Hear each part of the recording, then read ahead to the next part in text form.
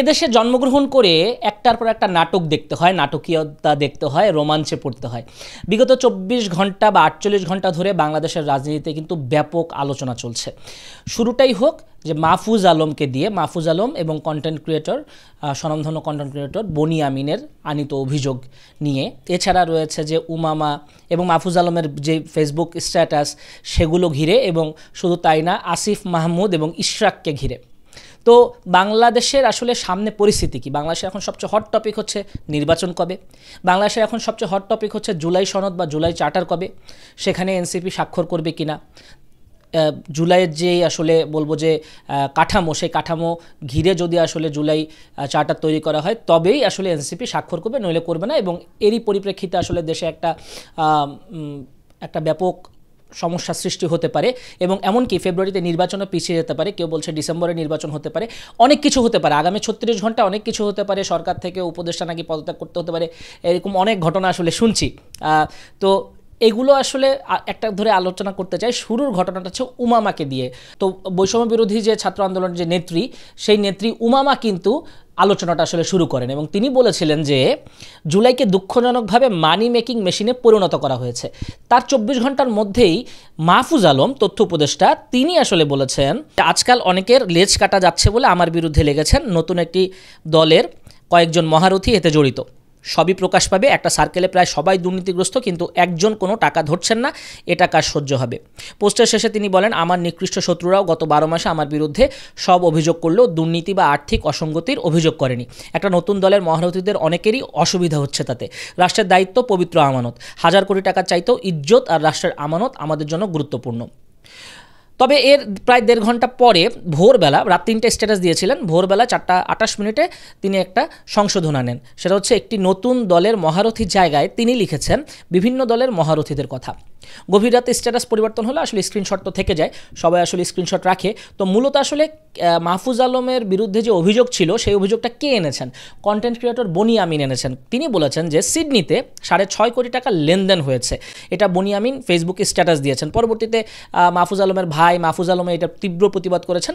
কি ছিল অভিযোগ? তথ্য সম্প্রচার উপদেষ্টা মোহাম্মদ মাহফুজ আলমের ফাইল তদবির ও লবিংয়ের কমিশনের অর্থ অস্ট্রেলিয়ায় তার ভাই মাহবুব আলম মাহির রিসিভ করেন, এমন একটা অভিযোগ তিনি আনেন। জন্মদেশের বৃহত্তর নোয়াখালীর সন্তান মাহফুজের নামের পাশে আজ যোগ হচ্ছে বিতর্ক, ঠিক যেমনভাবে কিছুদিন আগে আলোচনা এসেছিল হাতিয়ার হান্নান মাসুদ ও ধরা খাওয়া সমন্বয়ক রিয়াদ।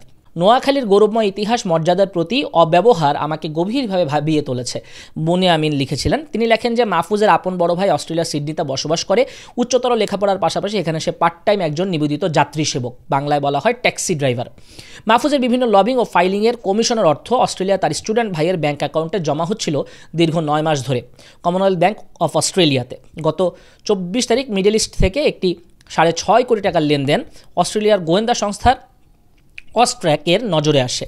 অস্বাভাবিক আর্থিক এই কার্যকলাপের দায় তার ভাইয়ের ব্যাংক অ্যাকাউন্টটি জব্দ করা হয়, এবং বিষয়টা বর্তমানে তদন্তাধীন, তাই বিস্তারিত আপাতত চেপে যেতে হচ্ছে। যাই হোক, এই বিষয়টা নিয়ে কিন্তু গভীর রাতে স্ট্যাটাস দিয়েছেন মাহফুজ আলম এবং তার ভাই। তিনি বলেন সব ষড়যন্ত্র একসময় প্রকাশ পাবে।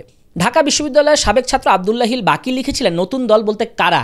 দল তো দুইটা এখন আলোচনায়, এনসিপি আছে, আপ বাংলাদেশও আছে। নিজের ভাই ব্রাদারদের দলের কারো বিরুদ্ধে কেউ বুঝে শুনে এমন স্টেটমেন্ট দেয় না, তো দেয়ারও কথা না। আপ বাংলাদেশের কাউরে বুঝাইছেন নাকি অন্য কেউ? মন্তব্যের ঘরেই উপদেষ্টা মাহফুজ আলম লিখেছেন, জুলাইয়ের পক্ষের অনেকে দুর্নীতির খবর পাচ্ছি, এজন্য সার্কেল বলছি, কিন্তু একটা ছোট অংশ বাদে জুলাইয়ের সব কর্মী এখন আগের অবস্থায় আছে। দল শুধু এনসিপি না, আরও আছে। এনসিপির চেয়ে নতুন দল বা কিছু প্ল্যাটফর্মের আরও বেশি লোক রাষ্ট্রের বিভিন্ন অঙ্গে আছে। শুধু এনসিপিকে দায় দেওয়া হচ্ছে, আর নতুন দলের কিছু মহারথী রাজনীতির হিস্সার জন্য সব করতে রাজি, কিন্তু তারাও জানেন আমি কতটা ক্লিন হ্যান্ডস রেখে চলেছি।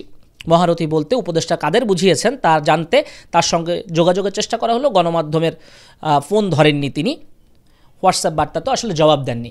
তো এই হচ্ছে মাহফুজ আলমের স্ট্যাটাস, এবং বনি আমিনকেও একটা হুঁশিয়ারি দিয়ে রেখেছেন, একটা ঘন্টা বেঁধে দিয়েছেন, এবং এর মধ্যে আসলে না হলে তার বিরুদ্ধে লিগ্যাল অ্যাকশনে যাবেন। অস্ট্রেলিয়ায় থাকা মাহফুজের ভাই মাহির এবং মাহফুজ নিজেও আসলে এটাতে যাবেন। তো এই একটা অভিযোগ। এবং আমরা দেখলাম যে বাংলা ভিশন চ্যানেলে আসিফ মাহমুদ এবং তার বাবার মানে কিছু কর্মকাণ্ড নিয়ে প্রশ্ন তোলা হয়েছে। সেখানে কিছুদিন আগে একটা ট্রিপল মার্ডার হয়েছে, সেখানে আসিফ মাহমুদের বাবা জড়িত, সেই সাথে ওখানকার যে চেয়ারম্যান আকুবপুরের তিনি জড়িত, তিনি আওয়ামী লীগের সঙ্গে সম্পৃক্ত ছিলেন এবং আসিফ মাহমুদের বাবাও নাকি আওয়ামী লীগের হয়ে একসময় প্রচারণা করেছেন, এরকম কথাবার্তা আসছে এবং আসিফ মাহমুদের প্রভাবেই নাকি এসব হচ্ছে। তো সেই ঘটনার প্রেক্ষিতে অনেকে আসলে সেখানকার ভিডিওর মন্তব্যের ঘরে ইশরাককে আসলে চ্যালেঞ্জ করেছেন এবং বলেছেন যে প্রোপাগান্ডা ছড়িয়ে তিনি তার এই যে দখলকৃত চ্যানেল সেখানে আসলে এগুলো প্রচার প্রচারণা করছে। তো আমরা আসলে সত্যটা জানতে চাই। তবে আসিফ মাহমুদ এরই মধ্যে আসলে স্ট্যাটাস দিয়েছেন, তিনি আসলে বলছেন যে মেয়র হতে না পেরে ইশরাক ভাই দখল করা টিভি দিয়ে প্রোপাগান্ডা ছড়াচ্ছেন। তো ওই ভিডিওটা ভাইরাল হওয়ার পরে অনেক কিছু আসলে নিয়ে আলোচনা হচ্ছে, জলগুলো হচ্ছে আসিফ মাহমুদ কি এই সরকারে থাকবেন কিনা, ডক্টর ইউনূস ব্যবস্থা না নিলে তিনিও ফ্যাসিবাদের অংশ, নানা রকম অভিমত আসছে, আসিফ মাহমুদকে সরে যেতে হবে, ছাত্র প্রতিনিধি রাখার দরকার নেই, অনেক কিছু। তো আসিফ মাহমুদ নিজের ফেসবুক আইডিতে যে পোস্টটা করেছেন সেটাই আসলে বলতে চাচ্ছি যে থানায় হামলা করার পুলিশবাদী মামলায় কেন অ্যারেস্ট করা হলো, এই দায় আসিফ মাহমুদেরও। মুরাদনগরের ট্রিপল মার্ডারের ঘটনায় প্রত্যক্ষভাবে জড়িত শাহ মোফাজ্জল হোসেন কায়কোবাদের ভাই শাহ জুন্নুন বুশরি। এমনকি এই ঘটনা ঘটার পর তাকে সোশ্যাল মিডিয়ায়ও উল্লাসে মেতে উঠতে দেখা যায়। সেখানেও আমার নাম জড়ানো হলো, অথচ গত 3 মাস ধরে আমি আমার পরিবারের কেউ এলাকায় যাই না। ভিকটিম প্রথম দিকের কোনো সাক্ষাৎকারই আমাদের কথা বলেনি। কায়কোবাদ সাহেবের লোকেরা তাকে কনভিন্স করে 1 মাস পরে এসব বলাচ্ছে। এদিকে কোর্টের মারপ্যাচে এবং সরকারি সিদ্ধান্তের মেয়াদ শেষ হবার পরও মেয়র হতে না পেরে ইশরাক ভাইও কায়কোবাদ সাহেবের সাথে জোট বেঁধে তার দখলকৃত টিভি দিয়ে এসব প্রোপাগান্ডা ছড়ানোতে নেমেছে। সেখানে জুলাই গণ অভ্যুত্থানে হত্যা মামলায় এক আসামিকে নিয়ে এসে ভিকটিম হিসেবে উপস্থাপন করা হচ্ছে সেলুকাস। এই মাফিয়া সন্ত্রাসী এস্টাবলিশমেন্টের কাছে আমরা অসহায়। মুরাদনগরের আমি এমপি ইলেকশন করতে পারি এই এক অজানা ভয়ে বেপরোয়া হয়ে উঠেছে কায়কোবাদ পরিবার। দীর্ঘদিন ধরে নিপীড়িত এলাকার মানুষকে সন্ত্রাস চাঁদাবাজি থেকে মুক্তি দিতে চেয়েছি।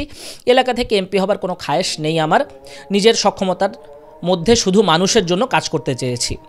তো মিডিয়া দখলে থাকলে কি না করা যায়, থানা ভাঙচুর করা যায়, জুলাইয়ের হত্যার আসামিরা উল্লাস করে আর আসিফ মাহমুদ হচ্ছেন ভিলেন।